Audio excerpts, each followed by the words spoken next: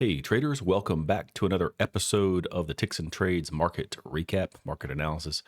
Basically, we're looking at the levels that were identified in the morning and we'll talk about how they performed. So here's today. We're talking about Monday, October 20. They gapped up and took off. So a gap and go, if you will. And they tested the highs, at least the highs of the breakdown candle. And we'll talk about some of that in a minute.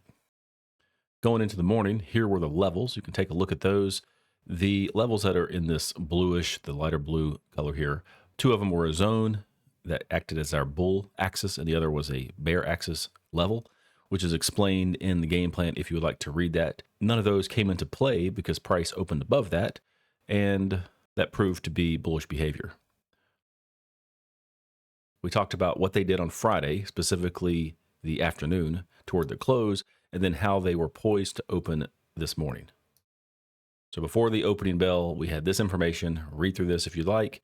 And then here's a screenshot of the 1 minute chart a minute or so before 9 o'clock. So 30 minutes before the opening bell.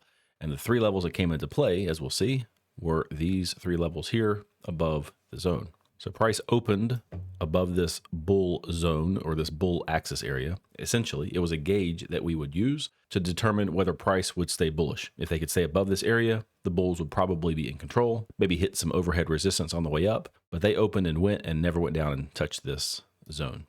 So all is good. How would you have traded these levels per our rules? Well, give the market 15 minutes to settle in, and here's the 945 candle right here in this general area. So they're below this level. If you want to adjust this level and bring it down 5 cents toward price, that would be to try to get in front of front runners. You'd be going short in the E-minis when the SPY hit 669.23 on this area. And they came down, gave you a base hit just a few minutes later. First trade in the bag. 670.67. I'll point out before they got up to this level, when they got out of 669.28, they came down to it pretty quickly. 10 minutes later, and they bounced again. I would typically want to trade a recycle trade or trade on the other side, like go long here, but I want to see more time. Obviously, it worked this time, but if it were 20 minutes or more, I'd just feel better about it. So no trade there officially. 670.67. Let's pull this down to 670.62. Go short in the E-minis, and they got out of the money. Now, there's a few things that I'm looking for when a level does not immediately give a base hit. Like you would want price to come down 40 cents in the SPY or 4 points in the E-minis, which is right about here. We'll make this green. Green is good, but they're out of the money. So they're above what I would call the fumble threshold, which is 40 cents on the other side. But as I was saying, there's a few things I'm looking for, but nothing gave me reason to want to get out of this trade and reverse it or close it out. And I'll show you this. I took both of these trades. I went short here and I went short at this level.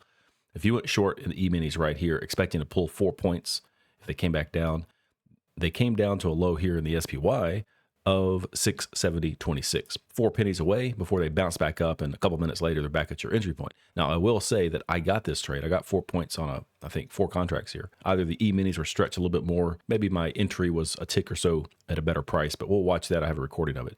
But we can't count this per the rules, because if you were waiting over here in the E-minis and they did not give you the trade at exactly 4 points and they're back up at your entry point, you'd want to jump out at a wash. So we're coding this level wash. It's done on the short side at least, and done for the day on that level. They got above it, but they never came back down again. Now 672.03 would be 672.98. That's 5 cents toward price. And I'll just go ahead and put a reference level here.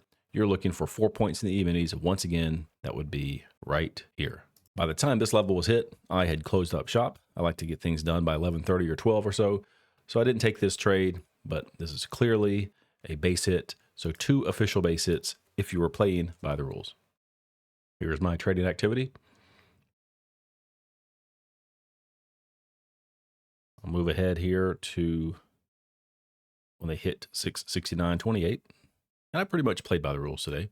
So I'm short, or I will go short here. I think it was 2 contracts, and I pulled 5 points pretty quickly. Right there. And then when they got up to 670.67, I'm not sure if I adjusted it or not. I just kind of went short in the neighborhood. You'll see a limit order on the chart show up pretty soon. Right there. So I went short 4 and I pulled 4 points. There's $800. Now it took some time, but I was patient. Let this thing develop.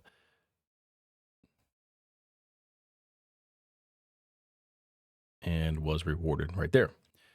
So I think it was close to 11:30 at this point. So that was the last thing I did, or the only thing I did, and stopped at 11:33 or so. Looking at our logs, here are your two official base hits. 670.67 was the wash. So here's the notes. There's the points.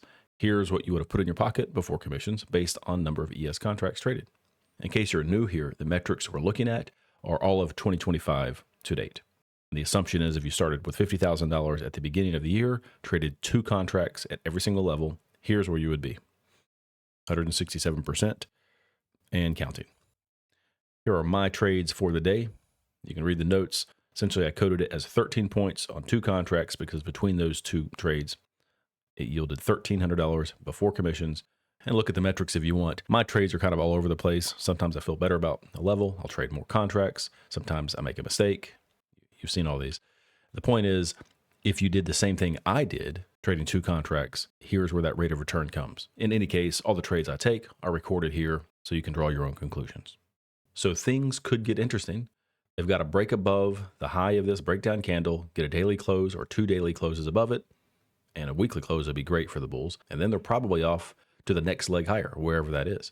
But if they can't do it and they fall from somewhere in this neighborhood, even if they do spike the high here, that could happen this week. The bears would have their way and this bearish consolidation would play out typically below the low of Friday. Said this a few times. No guarantees that's going to happen. Just the way I'm looking at it, it's the one of two scenarios that's going to happen. They're going to break out or they're going to break down below this. Otherwise, they're just sideways in the middle of this. And as you saw today, we had levels that worked, at least for small scalp trades, 4 points or 5 points or so. And we'll do the same thing tomorrow morning. I'll have levels put out probably a little earlier than usual because I have an appointment in the morning I have to hit the road for. But I will be back, hopefully, before the market opens so I can trade. But I'll have the game plan and the daily levels published probably by 8 o'clock a.m. Eastern. So until then, I hope this was helpful. Thank you for watching. I will talk to you again soon. Have a great rest of your day.